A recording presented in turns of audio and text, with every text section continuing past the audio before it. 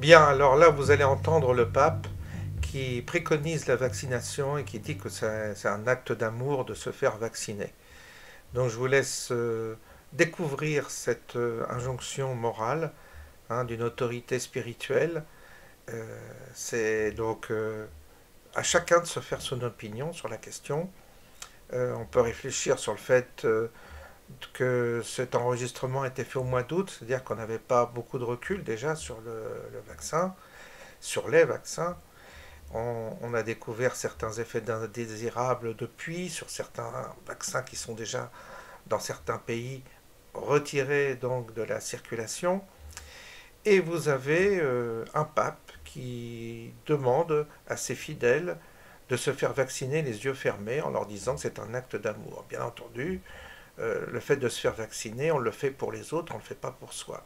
J'ai entendu déjà cet argument de grande moralité, absolument hypocrite, mais bon, ça révèle la nature du personnage, ça révèle sa nature profonde et spirituelle, c'est-à-dire que dans un contexte où les gens devraient avoir une liberté de choix concernant ce qu'on leur injecte dans le corps, vous avez une autorité spirituelle qui ignore et qui n'a pas les compétences scientifiques pour se prononcer sur ce sujet, qui prend tout de suite parti pour le vaccin, qui prend parti pour Big Pharma.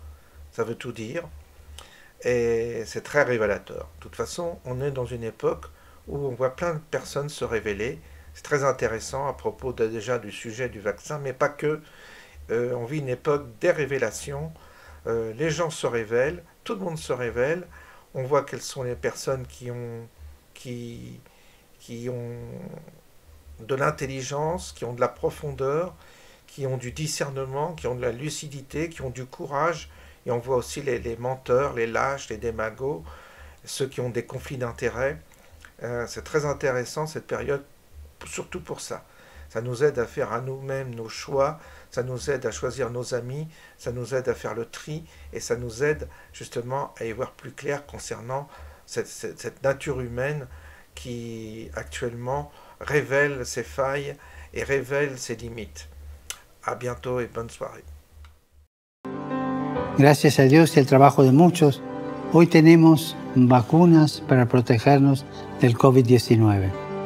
Ellas traen esperanza para acabar la pandemia, pero solo si están disponibles para todos y si colaboramos unos con otros. Y ayudar a que la mayoría de la gente lo haga es un acto de amor.